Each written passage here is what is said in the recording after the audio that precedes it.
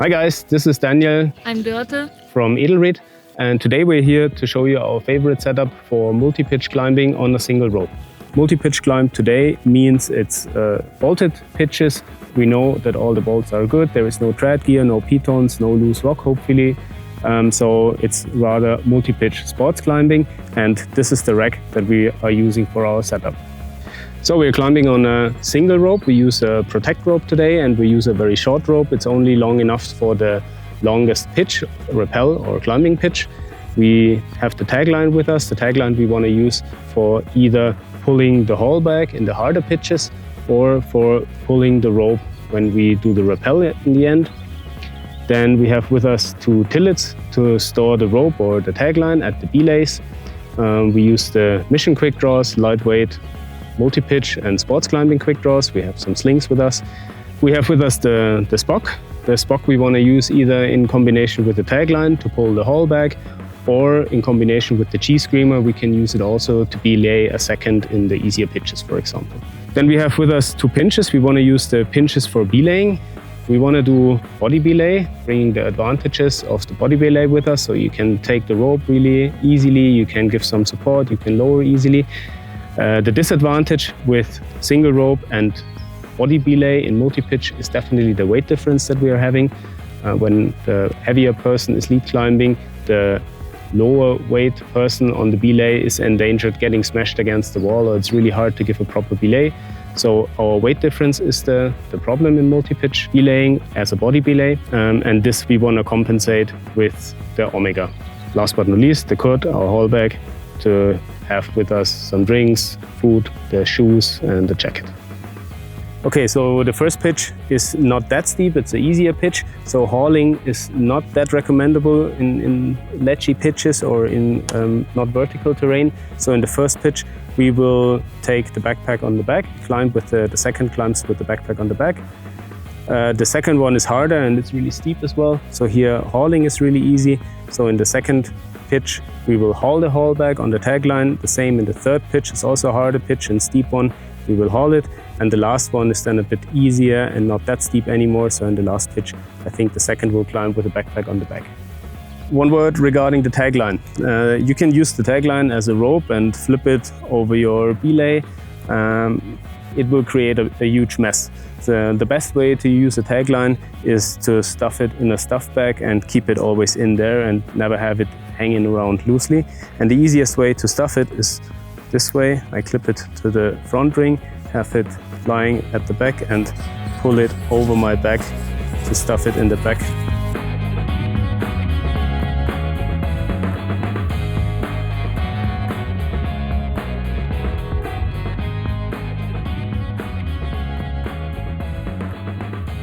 Okay, so this is our first belay. It's two glue-ins. They both don't move. It's good rock all around, so it's perfect anchor points. They're even connected already by a stainless steel chain, so no need to do any further connection between those two. My self-belay now is the switch here in the lower anchor point, and I chose to use the SPOC to belay Dörte. Check out our video on the EDELRID knowledge base, what happens if you belay only with roll and lock devices.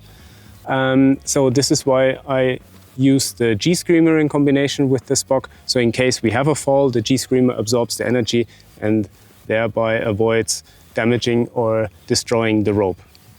I use the TILLIT here, and pulling the rope through the SPOC directly into the TILLIT makes it really to the perfect setup on the belay.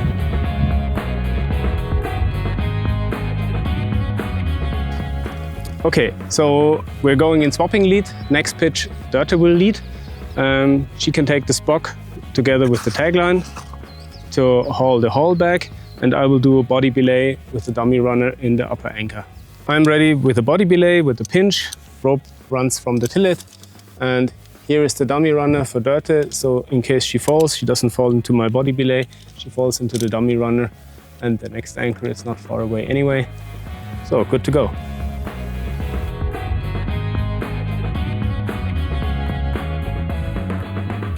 We have two mechanical bolts on the belay that I connected with a 60 centimeter sling for redundancy.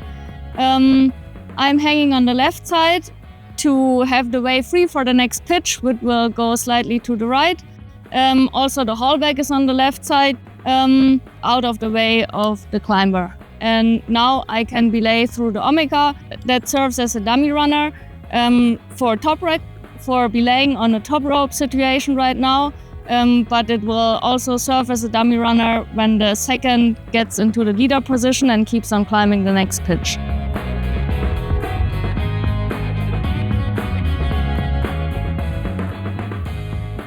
Daniel arrived to the belay. He will lead the next pitch now.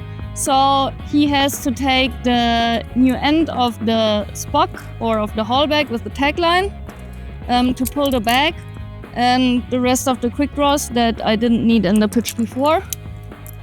But then he's already ready to go. Okay, so the next pitch is mine to lead, and it's quite hard, so I might fall. And the problem that we are facing is that I'm about 15 kilograms heavier than Dörte is, so in case I fall, she will definitely get massively pulled up, probably smashed against the wall, or we have a collision. So to avoid this and to compensate for our weight difference, we use the OHMEGA here as the dummy runner directly on the belay. And then we do a test how it feels with and without the OHMEGA.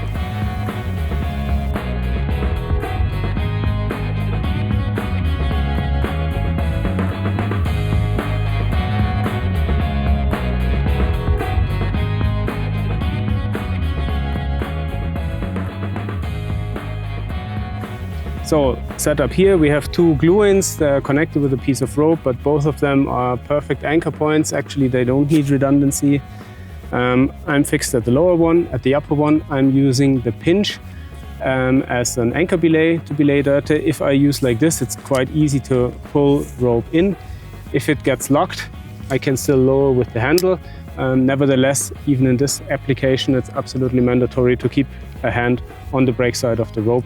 Otherwise, you can see it will run as there is no weight on the other side. All right, so we're getting ready for rappel.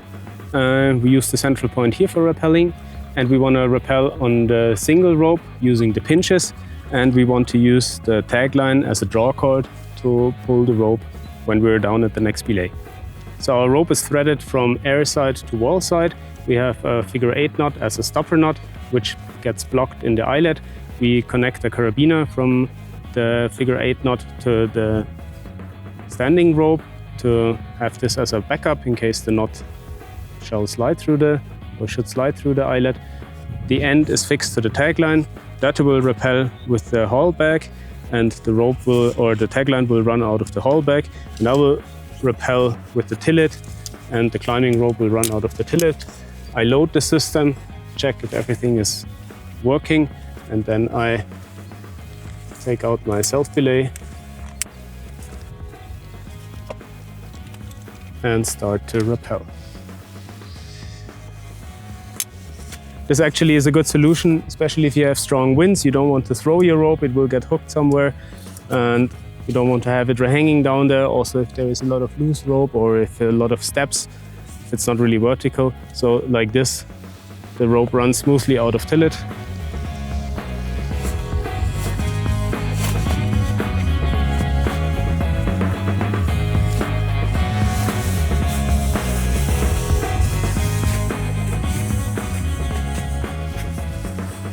I'm taking the HAULBAG, and the easiest is to put it into the belay loop underneath the belay device, because in that way the weight of the HAULBAG is hanging directly on the belay device and is not loading the harness in a strange way. I have the pinch on the rope, and same as Daniel, I will loosen the switch to make sure that the system is working, and then I unclip and start rappelling. The tagline will now run out of the HAULBAG, and so I can be sure to always have it with me and not lose it on the way.